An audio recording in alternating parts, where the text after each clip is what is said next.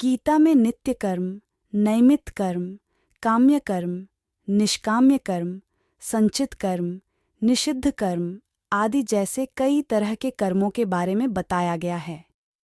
लेकिन क्या कर्म का प्रभाव व्यक्ति पर पड़ता है? और सबसे अहम प्रश्न कि कर्म क्या और किसे कहते हैं। एक बार गौतम बुद्ध के शिष्य ने भी उनसे यही प्रश्न किया था कि कर्म क्या है और किसे कहते हैं।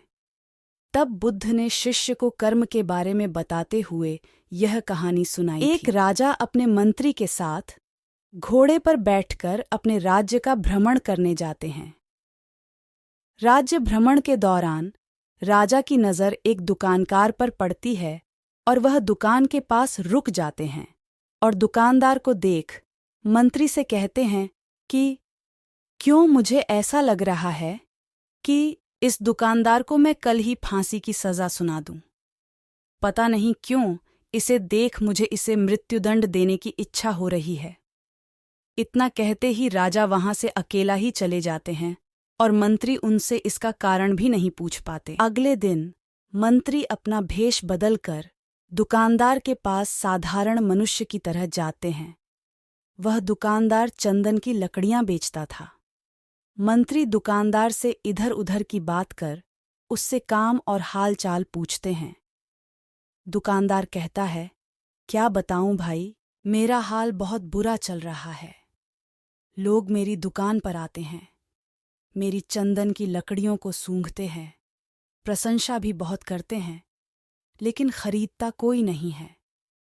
मैं बस इसी इंतज़ार में हूं कि कब हमारे राजा की मृत्यु हो जाए और उनके अंतिम संस्कार के लिए मेरे दुकान से ढेर सारी चंदन की लकड़ियां बिक जाएं। दुकानदार से इतना सुनते ही मंत्री को सारी बातें समझ में आने लगीं। वह समझ गए कि आखिर क्यों राजा के मन में इस दुकानदार के प्रति नकारात्मक विचार थे। मंत्री ने दुकानदार की बात सुन उससे थोड़ी चंदन की लकड़ियां खरीद लीं। लकड़ियों की बिक्री से दुकानदार भी खुश हो गया और तुरंत मंत्री को लकड़ियां दे दीं। राजा के पास पहुंचकर मंत्री ने उनके कहा कि आप जिस दुकानदार को मृत्युदंड देने की सोच रहे थे, उसने आपके लिए भेंट स्वरूप चंदन की लकड़ियां भेजी है। ये सुनते ही राजा खुश हो गए और सोचने लगे कि बेवजह में उस बेचारे दुकानदार के बारे में बुरा सोच रहा था। राजा ने मंत्री से चंदन की लकड़ियां लेकर सूंघी, जिससे बहुत ही अच्छी सुगंध आ रही थी। राजा दुकानदार की लकड़ियों से खुश होकर उसके लिए कुछ सोने के सिक्के भिजवाता है। अगले दिन मंत्री दुकानदार के पास जाकर कहते हैं कि ये सिक्के तुम्हें राजा ने भेंट स्वरूप दिए हैं।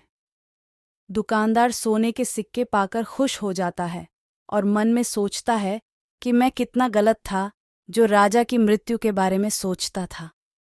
वह तो कितने दयालु हैं।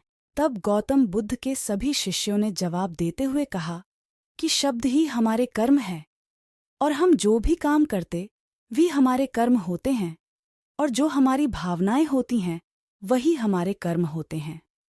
महात्मा बुद्ध जी के सभी शिष्यों के जवाब को सुनने के बाद महात्मा बुद्ध ने कहा कि आपके विचार ही आपके कर्म हैं।